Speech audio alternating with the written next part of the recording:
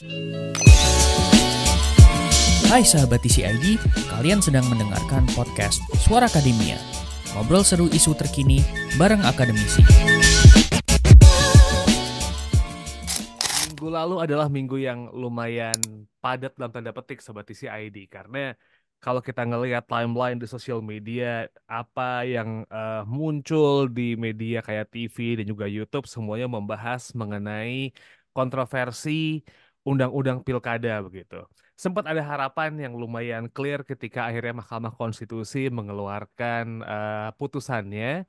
Namun tidak lama dari putusan Mahkamah Konstitusi, DPR mencoba untuk melakukan revisi Undang-Undang Pilkada. Pergolakan masyarakat lumayan besar sih pada saat itu ya, sampai akhirnya di hari Kamis tanggal 22 Agustus 2024 aksi massa besar-besaran terjadi di beberapa kota begitu. Berita sih yang paling kelihatan ada di kota Jakarta, ada di Yogyakarta juga, dan juga diikuti kota-kota yang lain.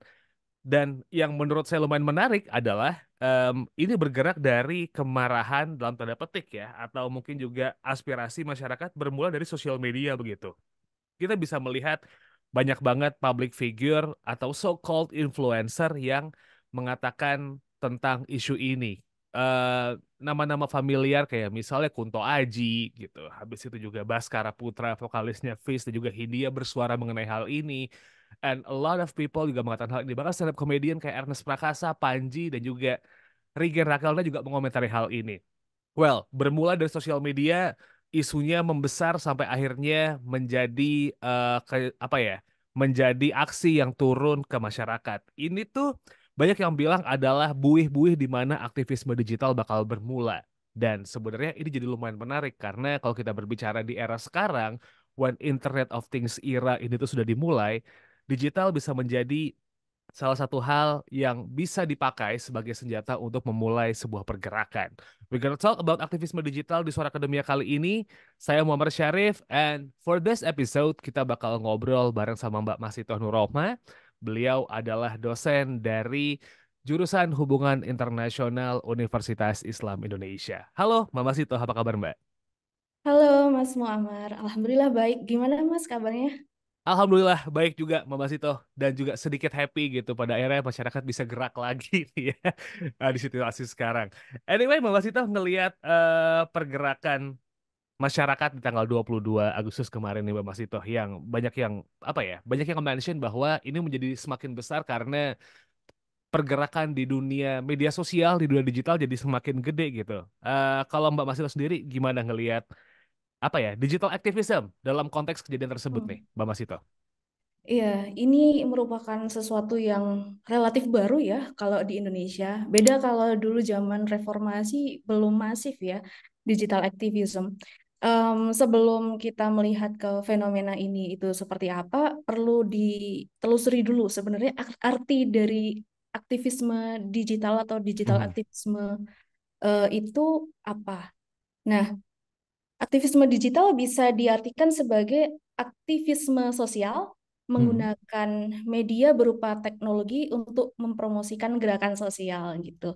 Nah, aktivisme sosial sendiri itu apa sih? Yaitu aksi yang dilakukan untuk melakukan perubahan sosial dan bagian dari domain gerakan sosial yang lebih besar gitu. Jadi Ya, sebenarnya itu ada dalam lingkup gerakan sosial.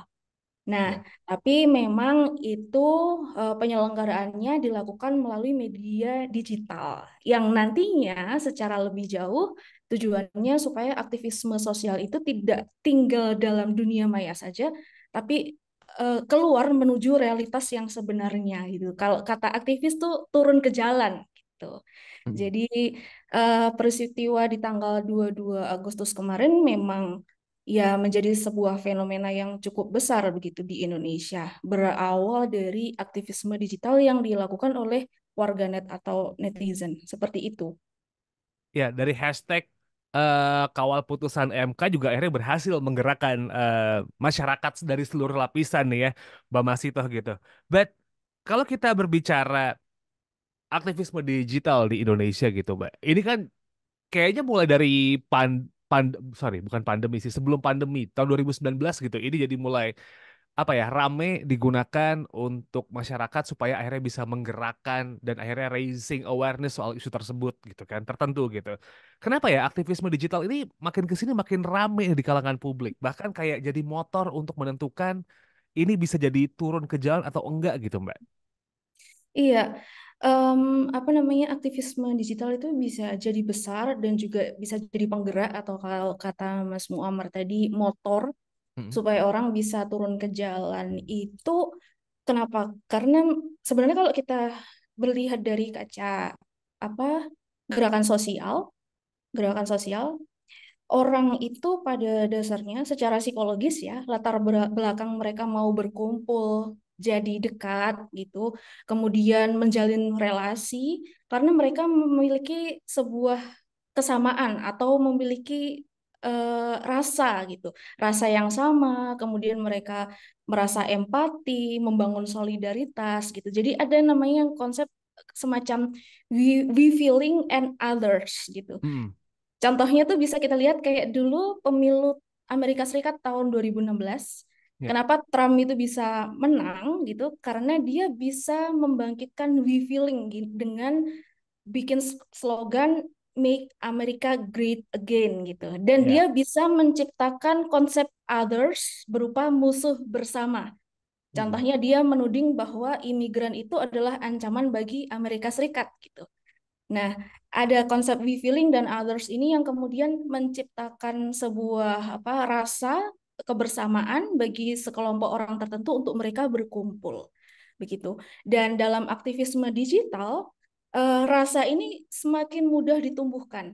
Karena mereka nggak harus datang tatap muka langsung ketemu orang, tapi kita bisa ngobrol melalui media sosial dan seterusnya. Sehingga apa namanya cara untuk bertukar pikiran, bertukar informasi itu bisa dilakukan dengan lebih mudah, dengan lebih cepat, dan bahkan lebih akurat. Sehingga ketika ada aksi-aksi yang akan dilaksanakan, persebaran informasinya itu juga cepat gitu. Dan masa yang bisa terekspos akan informasi ini untuk ayo gerak kita ke sana, tanggal sekian, jam sekian, kemudian tujuannya ini, stance-nya ini, itu bisa jauh lebih mudah untuk dilakukan ketika kita ada aktivisme digital ini. Beda dengan aktivisme atau gerakan sosial yang tradisional yang dulu itu langsung turun ke jalan gitu karena belum ada teknologi dan media sosial yang secanggih sekarang begitu.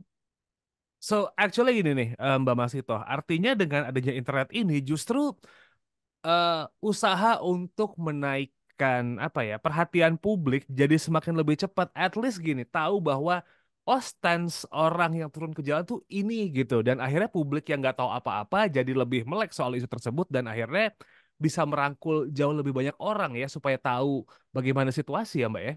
Iya betul sekali. Jadi orang yang dulunya nggak tahu jadi tahu gitu.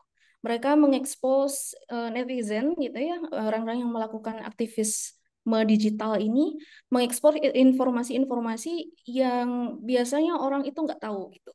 Bahkan kayak semacam gini, saya aja tuh nggak tahu loh jenis pesawat yang dinaikin oleh Erina waktu dia ke Iya, US gitu. Tapi netizen tuh kayak kok mereka bisa tahu ya dengan melihat bentuk jendelanya aja gitu. Saya tuh nggak ya. pernah kepikiran gitu. Jadi, oh kalau bentuknya tidak memanjang secara vertikal, berarti itu bukan pesawat komersial gitu. Itu adalah pesawat private jet tipe sekian-sekian. Nah, itu kan orang tuh nggak pernah kepikiran gitu. Kayak saya nggak kepikiran, tapi saya kemudian menjadi tahu karena saya melihat di media sosial, melihat di media bahwa oh ada fakta-fakta ini yang kemudian membuat kita semacam merasa tergugah, merasa ada yang salah, merasa gelisah. Kok bisa ya seperti ini itu terjadi di tengah situasi politik yang bisa dikatakan cukup kisruh gitu ya kalau di Indonesia, tapi kok ada orang di sisi lain yang menjadi keluarga dekat dari pemegang kekuasaan itu em, menikmati kehidupan yang sangat luar biasa nyamannya begitu. Oke. Nah, we talk about the effect nih sekarang Mbak Masito gitu. Minggu kemarin jadi salah satu contoh bahwa oh iya aktivisme digital nih sebenarnya bisa seberpengaruh itu begitu. Tapi segimana ya efeknya dari aktivisme digital ini bisa mempengaruhi perubahan sosial dan juga politik di Indonesia, Mbak. Karena kalau kita berkaca dari terms yang lebih panjang begitu ya, Undang-Undang Cipta Kerja itu sempat dihentikan, tapi akhirnya keluar Perpu yang akhirnya kita ngerasa kayak, oh bisa diakali di masyarakat nih, atau undang-undang apa gitu, RUU KUHP pada saat itu tiba-tiba diketoknya tengah malam. Jadi cuma berhasil menggerakkan aja, tapi tidak berhasil mengubah situasi begitu. Efeknya segimana Iya. gede sih, Mbak? Iya, ini memang menjadi sebuah tantangan sih, Mas, mengenai aktivisme digital dan apa namanya gerakan sosial secara umum. Karena memang perubahan sosial itu tidak terjadi dalam waktu semalam, walaupun perubahan Hmm. undang-undang bisa terjadi dalam waktu semalam ya. Bahkan Eh, 7 jam kayaknya. saat rakyat sedang Hmm. tidur tiba-tiba berubah. Begini, memang aktivisme digital itu salah satu tantangannya itu untuk melakukan perubahan sosial itu timbul pertanyaan sampai sejauh mana perubahan sosial itu bisa dilakukan. Karena begini, aktivisme digital memang bisa dilakukan oleh hampir semua orang asalkan dia punya akses terhadap ICT ya, Ya. punya gadget dan seterusnya, ada akses internet, ya bisa gitu. Hanya saja bagaimana membuat orang ini berkumpul, kemudian memiliki goals yang sama, stance yang sama, itu persoalan yang tidak mudah. Karena semakin banyak partisipan, maka semakin banyak kepala, semakin banyak idenya, bisa jadi kemudian fokusnya terpecah gitu. Hmm. Hal ini juga tidak dapat dipungkiri kemarin yang di Jogja tanggal 22 di hari Kamis itu ada semacam ya kayak grup gitu ya Hmm. di Jogja yang isinya ya banyak, ada akademisi, ada PKL, ada Oh. petani, ada ibu-ibu segala macam mahasiswa berkumpul di situ juga. Mereka ya ada kadang yang membawa isunya ke arah mana, ada yang ke Hmm. arah kanan, ada yang kiri, kemudian Oh. ada yang kemudian kita harus fokus, kita harus bersama-sama tetap istiqomah gitu lah Betul. istilahnya. Tujuan kita itu tidak mau politik dinasti itu eksis gitu kan di Indonesia dalam bentuk apapun. Dalam bentuk apapun, termasuk bagaimana UU Pilkada kemudian direvisi dan seterusnya gitu.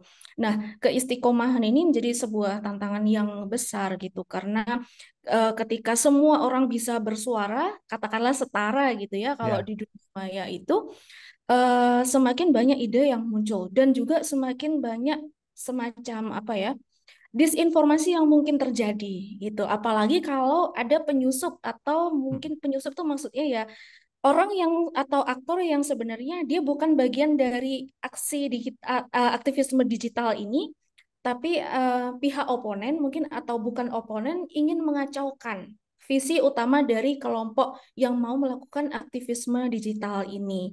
Jadi perubahan sosial saya pikir bisa terjadi dalam berbagai macam level gitu. At least biasanya kalau di Indonesia sejauh ini belum sampai sejauh kayak misalnya di Arab Spring ya, Hmm. gelombang demokratisasi di Timur Tengah begitu. Karena memang dulu itu berawal dari media sosial juga, dari Facebook, dari Twitter dan seterusnya. Nah, ini bukan menjadi sesuatu yang dapat diremehkan begitu saja gitu. Kalau di Indonesia memang belum bisa sejauh itu hingga detik ini, tapi at least media digital dalam aktivisme digital itu dapat memberikan dampak-dampak berupa dampak kognitif gitu, yaitu target ataupun audiens atau mungkin calon orang-orang yang akan melakukan aktivisme digital juga itu dapat diyakinkan melalui logika dan fakta Hmm. dari informasi-informasi yang disediakan oleh para aktivis digital ini. Kemudian membuat target atau yang disasar itu siapa? Kalau misalnya dalam konteks ini tentu saja pemerintah ya, memikirkan ulang posisi mereka terhadap sebuah isu gitu. Jadi rethink about their stance itu aja itu sudah merupakan perubahan sosial. Walaupun Ya. dalam konteks pragmatis ya itu tidak mengubah apa-apa sih sebenarnya. Tapi kalau dalam konteks aktivisme digital, membuat orang lain atau target itu berpikir ulang mengenai posisi mereka terhadap sebuah isu, itu sebuah pencapaian udah. Kemudian secara emosional dan juga reputasi, emosional bisa berdampak pada perasaan individu gitu. Maksudnya kayak, ya gimana sih rasanya kalau kita sebagai pemimpin kemudian rakyatnya banyak yang berdemo gitu kan. Ya Ya, tapi we never know what Jokowi is feeling gitu kan. ya. Kemudian yang pasti itu berdampak pada reputasi gitu. Reputasi target gitu. Oke. Kalau banyak orang yang menyuarakan ada banyak suara-suara yang menyuarakan ketidakadilan, ketidaksetujuan dan seterusnya, itu kan membuat reputasi pemimpin atau pemerintah dalam konteks ini menjadi ke arah yang lebih negatif gitu. Nah, sejauh ini yang dapat saya lihat kalau di Indonesia baru seperti itu, belum sampai pada masalah misalnya pengalihan kekuasaan dan seterusnya. Karena memang ultimate targetnya memang politik dinasti ya dihilangkan, means that power must be changed gitu, dari mana ke mana kan gitu. Ya. Iya, tadi kalau ngomongin soal Jokowi's feeling, saya ingat kampanye dia tahun berapa ya yang dia bilang, saya kangen di demo, this is it, Pak.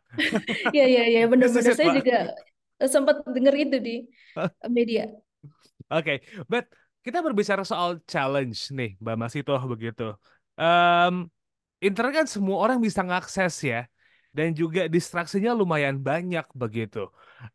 Gimana nih kalau kita ngomongin soal challenge yang memang kalau aktivisme digital ini digerakkan, itu pasti bakal dihadapin sama teman-teman para aktivis di dunia internet begini gitu. What do you think soal tantangan ini, Mbak? Iya, oke. Kalau kita bicara dalam konteks aktivisme digital, itu kan kita bisa saja menyuarakan apapun pendapat kita gitu. Menyuarakan saja sih oke-oke aja, tapi sejauh mana bisa memengaruhi perubahan sosial kan itu hal lain ya, seperti yang saya ungkapkan tadi gitu. Sebenarnya aktivisme digital itu tidak bisa berdiri sendiri tanpa aktivisme tradisional berupa turun Mhm. ke jalan itu tadi gitu. Jadi kalau mau perubahan sosial yang lebih besar, keduanya harus dikombinasikan. Sebagaimana misalnya contohnya Arab Spring itu. Dia tidak hanya aktivisme digital, dia juga turun ke jalan gitu. Yang memang pada awalnya diawali dari aktivisme digital itu. Jadi kita tidak bisa melihat bahwa aktivisme jenis digital ataupun tradisional yang paling baik yang mana, nggak bisa seperti itu karena semuanya itu berkelindan gitu. Dan kemudian tantangannya adalah nggak semua netizen gitu ya, nggak semua orang yang berkicau di dunia maya, yang kemudian aktif selalu ngepost, nge-retweet, kemudian bikin konten meme-meme gitu ya, itu mereka mau turun ke jalan gitu. Walaupun Ya, secara apa namanya, secara virtual mereka aktif banget, tapi nggak semuanya mau turun ke jalan gitu. Padahal esensi dari gerakan sosial itu untuk menuju perubahan sosial adalah upaya menyeluruh yang berkelanjutan gitu. Walaupun tidak bisa kita pungkiri peran mereka masih tetap ada, tapi kembali lagi ke asumsi dasar tadi bahwa tidak bisa berhenti di aktivisme digital aja, tapi harus dilanjutkan gitu untuk turun ke jalan. Dan yang menjadi concern dari teman-teman aktivis itu sampai saat ini ya masih itu bagaimana cara menyuarakan tujuan-tujuan mereka, visi dan misi mereka secara sustainable atau berkelanjutan, istiqomah, dan juga menangkal kemungkinan adanya provokasi ataupun penyusupan ataupun apa ya, kalau dalam konteks yang lebih ekstrim adanya cyber war dan mhm. seterusnya gitu, karena tidak bisa dipungkiri aktivisme digital itu ya musuhnya adalah bot gitu, robot gitu Ya, ya, buzzer gitu juga. Nah, ini yang sebenarnya menjadi salah satu tantangan terbesar. Dan juga lagi tadi sempat saya singgung di awal ya bahwa karena ada banyak kepala, ada banyak ide, kemudian fokusnya bisa jadi terpecah. Termasuk diantaranya adalah ketika kita menciptakan we feeling ini, we kita sebagai masyarakat Indonesia, ya, rakyat Indonesia yang merasa ya keadilan dalam berpolitik itu harus diawali dengan tidak mengakui adanya eksistensi politik dinasti gitu kan. ya. Tapi kalau kita kemudian tergabung dalam aktivisme digital itu, melakukan aksi kolektif atau social movement turun ke jalan, tapi kita masih membawa identitas masing-masing gitu lah ya. Kalau saya misalnya, saya adalah identitasnya sebagai akademisi gitu dari Mhm. Universitas Islam Indonesia. Ketika saya turun ke jalan ya saya ngeblend. Saya tidak mengatasnamakan sebagai warga UII gitu, tapi saya mengatasnamakan sebagai warga atau rakyat Indonesia gitu yang saya ingin hak saya dipenuhi gitu untuk berpolitik secara sehat, secara adil begitu. Nah, dan ini memang secara nyata terjadi. Saya menyaksikan sendiri dan mengalami sendiri beberapa aktor itu ada yang tetap semacam bangga deh jadi anak bla bla bla. Mereka Ya. perjuangannya nggak berhenti-berhenti. Padahal yang berjuang juga nggak anak-anak ini aja gitu. Semuanya berjuang gitu. Bahkan sampai PKL, ibu-ibu, petani, dan segala macam orang tuh berkumpul di situ mengatasnamakan sebagai we are the citizens of Indonesia gitu. Oke. Artinya gini nih Mbak Masita, kalau misalnya coba saya rangkum gitu ya, merubah dari knowledge ke aksi, dari digital yang udah teriak-teriak terus akhirnya turun di jalan, atau mungkin punya stance yang clear begitu ya, sama tadi itu membuat spirit dari me menjadi we the people gitu, itu jadi dua challenge terbesar ya ketika kita ngomongin aktivisme digital ini ya. Iya, betul. Oke. Satu lagi, Mas.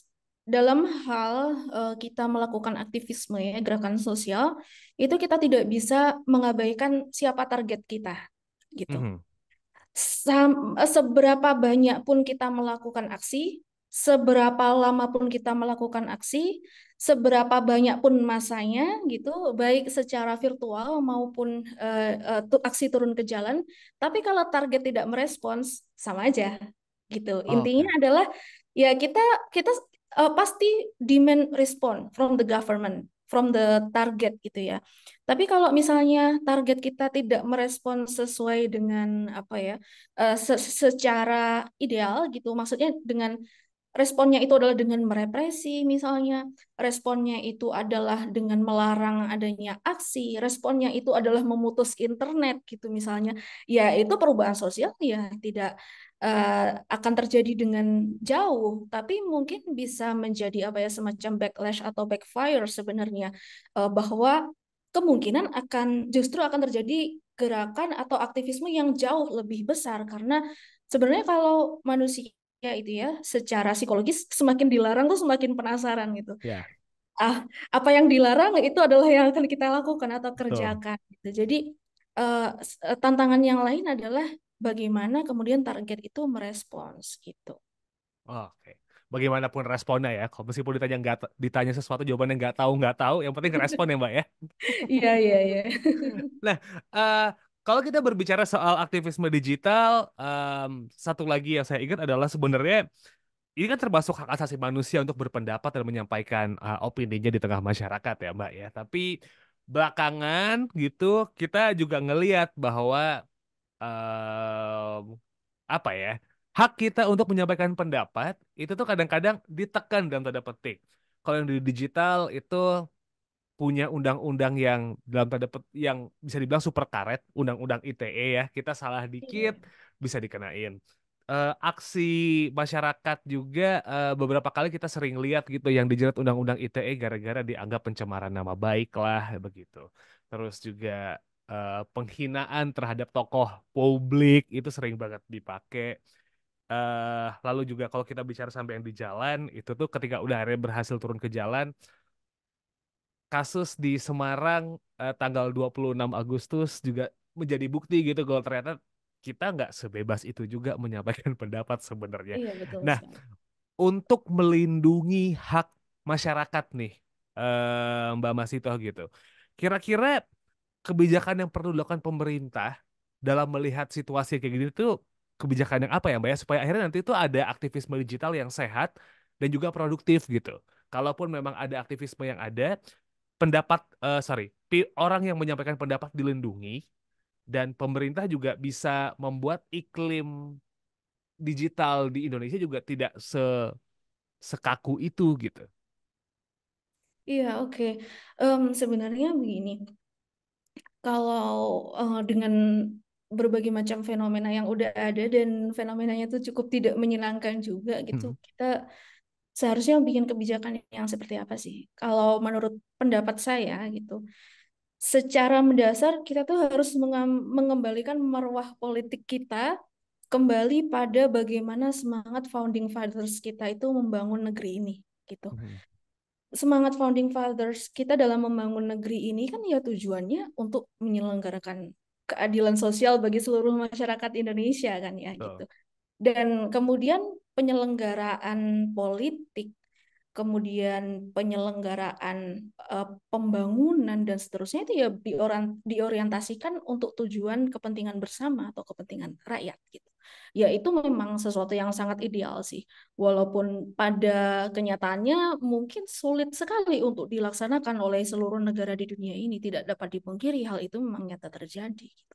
Tapi ya kembalikan marwah politik kita seperti semangat yang dibangun oleh founding fathers kita untuk memakmurkan, mensejahterakan, menciptakan keadilan untuk seluruh rakyat gitu.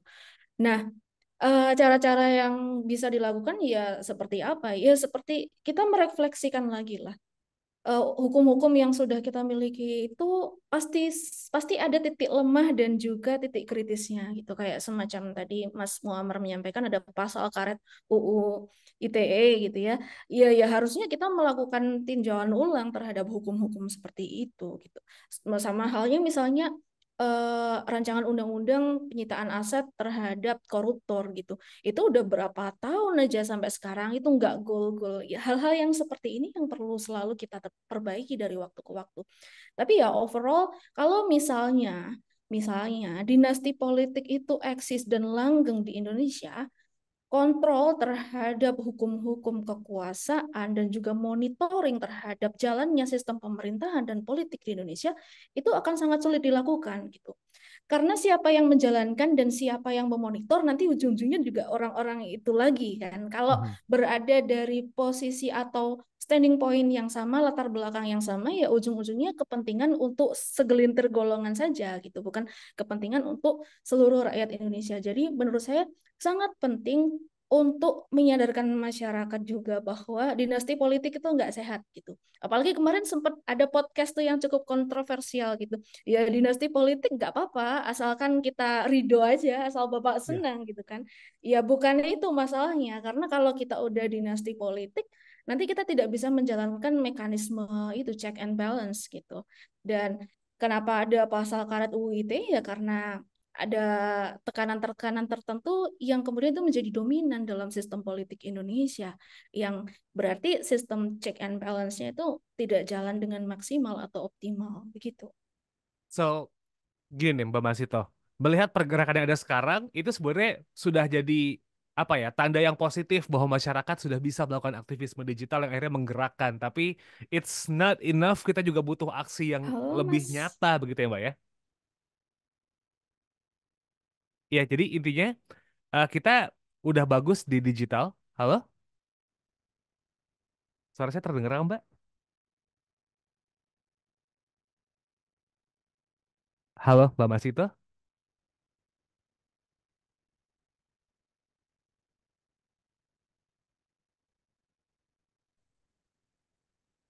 Oke, kayaknya tempat saya yang nggak stabil koneksinya. Oh ya nggak apa-apa. Kita mulai lagi ngobrol lagi ya Mbak ya. Oke. Jadi intinya gini, masyarakat itu udah punya sign yang positif begitu ketika akhirnya aktivisme digital itu sudah bisa memberikan knowledge ke masyarakat, tinggal gimana caranya menjaga spirit di internet tetap bagus dan akhirnya dikonversi ke aksi nyatanya begitu ya Mbak di dunia nyata ya Mbak Masito ya. Iya betul. Oke. Nah, em, kita sudah melihat spirit yang sudah bagus di media sosial begitu. Bahkan em, tidak hanya stop dari mengawal putusan MK gitu ya. Bahkan kayak banyak aksi boykot yang ingin dilakukan oleh teman-teman di dunia media sosial gitu supaya akhirnya tidak jadi bubble jadi medsos tapi akhirnya jadi di real life. Kita lihat contoh kasusnya kalau misalnya konflik Israel Palestina itu beberapa brand sudah berhasil diboykot dan kelihatan aksinya. Beberapa franchise internasional terlihat sepi begitu. Di perpolitikan juga mencoba untuk memboikot influencer-influencer yang terkait dengan kelompok politik tertentu juga sudah mulai dilakukan. Mbak Masito, it's gonna be my last questions. Gimana nih untuk gerakan aktivisme digital di Indonesia ke depan? Maybe any thoughts yang pengen dikasih tahu juga pengen di-share lagi nih Mbak untuk ke depannya seperti apa seharusnya dan sebaiknya gitu.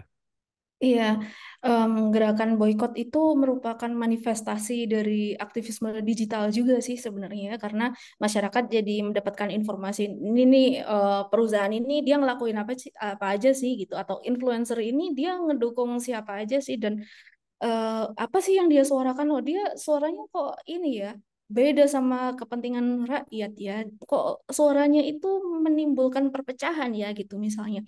Sehingga pada akhirnya dilakukan boykot gitu.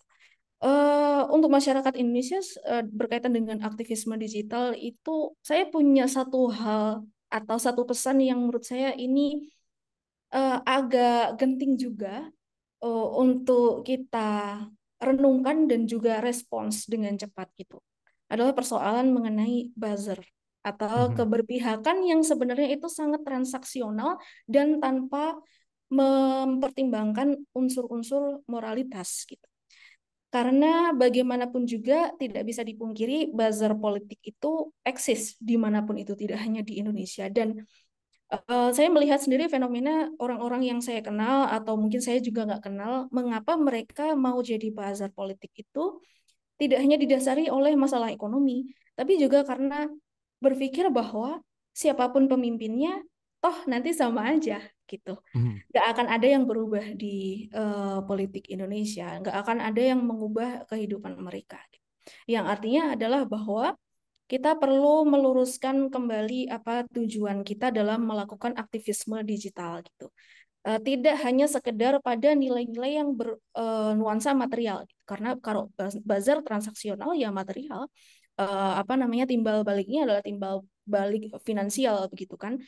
Tapi dampak jangka panjangnya apa? Karena ada buzzer ini bisa jadi menimbulkan misinformasi dan disinformasi yang menyebarkan berita-berita atau informasi yang itu tidak sesuai dengan fakta, berujung pada kekacauan, kekisruhan, dan seterusnya. Jadi aktivisme digital itu harus dimulai dari nilai yang paling mendasar adalah eh, apa tujuan kita? Tujuan kita kesejahteraan rakyat, keadilan untuk seluruh rakyat gitu, tetap pada posisi itu. Jadi kalau ada nilai-nilai yang dipromot oleh aktor-aktor tertentu yang tidak mengarah ke sana, tinggalkan.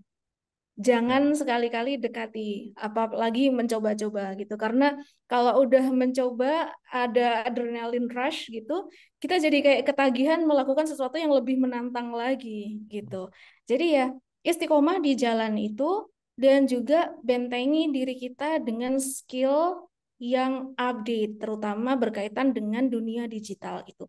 Karena menangkal atau resisten terhadap informasi-informasi yang itu misleading, menyesatkan, kemudian berbalikan atau tidak sesuai dengan fakta, itu butuh latihan gitu. Ya. Jangan jangan sampai kalau misalnya ada broadcast dari WhatsApp atau dari Telegram atau mana, itu nggak dikonfirmasi itu asalnya dari mana, benar atau enggak, langsung disebar, jangan sampai seperti itu gitu. Karena nanti kita jadi pelaku dalam menyebarkan hal-hal yang atau berita yang tidak sesuai dengan fakta, itu bisa menjadi fatal sekali. Jadi tugas kita ya kita melek politik, kita juga melek teknologi, kita melek dunia maya gitu. Ya memang namanya juga manusia, kita tidak bisa berhenti belajar ya. Seberapa senior pun kita atau seberapa junior pun kita, maksudnya dari segi usia gitu, semua orang itu pasti belajar gitu. Kalau misalnya aktivisme digital ini kebanyakan dilakukan oleh para pemuda gitu, young generation, Gen Z gitu, Hmm. ya mereka mengajari generasi yang sebelumnya bagaimana sih menggalang apa namanya aktivisme digital, ngumpulin orang di dunia maya dan seterusnya. Terus mereka yang aktif turun ke jalan ya apa namanya mengajari Gen Z ini gimana sih caranya turun ke jalan secara aman gitu, saling menjaga dan seterusnya. Itu kolaborasi yang sangat bagus yang ditujukan untuk melakukan perubahan sosial yang tujuannya ya untuk keadilan, kemakmuran seluruh rakyat gitu. Oke. Literasi, edukasi itu jadi penting dan juga kolaborasi ya Mbak ya. Iya betul. Oke. It's enough for this episode. It's a wrap guys. Anyway, thank you so much Mbak Masito Nurrohma dari UII buat ngobrol-ngobrolnya kali ini Mbak. Ya, my pleasure, Mas. Ya, pokoknya Sobat Isi ID, dengerin terus Suara Akademia. Itu tadi obrolan kita bersama Mbak Sita Nur Rohma dari Universitas Islam Indonesia. Jangan lupa buat follow sosial media The Conversation Indonesia ya. Di @conversationidn. Kita ada di Twitter, kita ada di Instagram, dan juga kita ada di TikTok. Jangan lupa buat subscribe YouTube channel The Conversation Indonesia. Terus juga follow Suara Akademia di Spotify dan juga YouTube Music. And don't forget to give your rating. Kasih nilai berapapun. Bintang 1, bintang 2, bintang 3, bintang 4, bintang 5. Up to you yang kira-kira pasnya di mana. Oke? Saya Muhammad Syarif signing out. Kita ketemu lagi next episode. Wassalamualaikum.